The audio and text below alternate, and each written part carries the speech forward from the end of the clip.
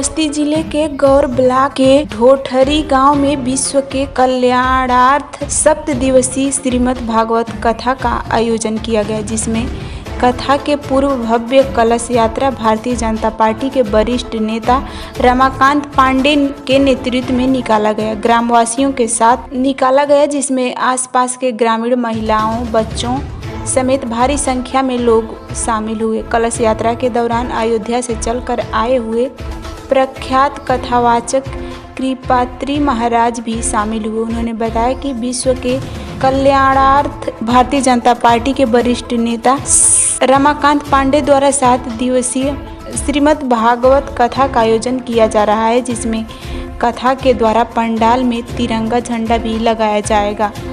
बस्ती से जयप्रकाश यादव की खास रिपोर्ट।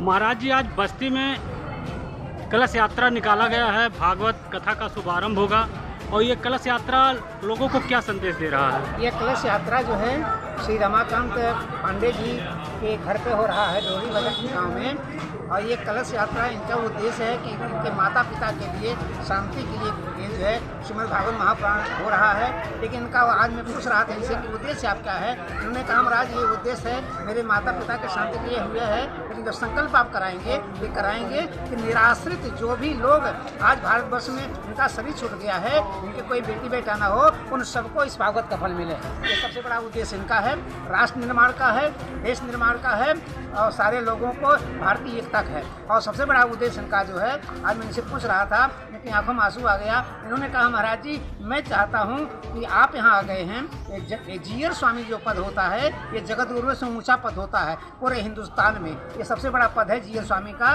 प्रथम बार इस बस्ती मंडल में ये जीयर स्वामी की श्रीमद् भागवत महापुराण कथा होने जा रही है, जिसको कहने के लिए मैं आया हूँ। इन्होंने कहा महाराज ये उद्देश्य और हो जाइए, 13 तारीख को आपकी मुलाकात देश के प्रधानमंत्री नरेंद्र मोदी से होगी। मेरा एक संदेश भेजिएगा, अब मेरा हिंदुस्तान जो है हिंदू राष्ट्र घोषित हो और इसका डिमडिम आवाज़ जो है रमाकांत पांडे के माध्यम से निकले और बस्ती मंडल से निकले। इस कारण जो है जन कल्याणार्थी हो रहा है। हमारे बगल में हमारे उत्तराधिकारी श्री सदानंद शुक्ला जी हैं, ये जो हैं ये इस कथा के जो हैं आचार्य हैं, इनके साथ एक सहायक आचार्य हैं और इनका पूरा परिवार ये लालायित है। ये कल कर रहे थे कि महाराज जी एक निवेदन है दिया, मैं कहूँ बताइए क्या है। कि यदि इस पंडाल में भगवा ध्वज के जगह है यदि जो है तिरंगा झंडा लगाया जाएगा तो कैसा लगेगा। हमने कहा तिरंगा झंडा लगाइए, ये विश्व का सबसे प्रथम कथा होगी जहाँ राम जी के सामने ये तिरंगा झंडा लगेगा, क्योंकि Ram is not God in the sense of India but also you can say Ram means राष्ट्र, माँ मीन्स मंगल। राम मतलब राष्ट्र होता है, माँ मतलब मंगल होता है,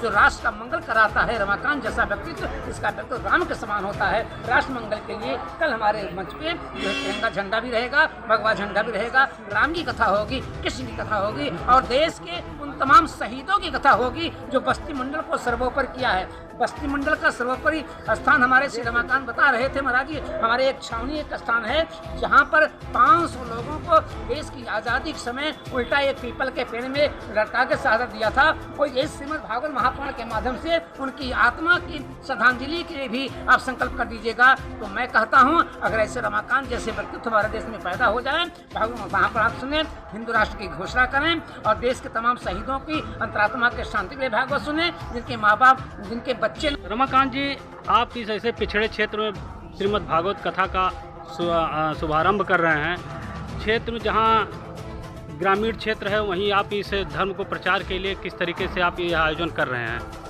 यह सनातन धर्म के प्रचार के लिए है और हमारे यहाँ पे जो सबसे बड़े भाग्यशाली हैं कि जीयर स्वामी महाराज, कृपात्री महाराज जो यहाँ आए हैं, ये पूरा एरिया जो है मतलब पूरा हम सुल्तानगंज विधानसभा या का पूरा बस्ती जनपद उससे बहुत प्रभावित है कि ऐसे संत हमारे यहाँ आए हैं। और हम लोग सभी लोग से अनुरोध करेंगे कि लोग ज़्यादा से ज़्यादा संख्या में आ करके और महाराज जी को एक बार सुने। यह विश्व के शांति के लिए है, सबके लिए है।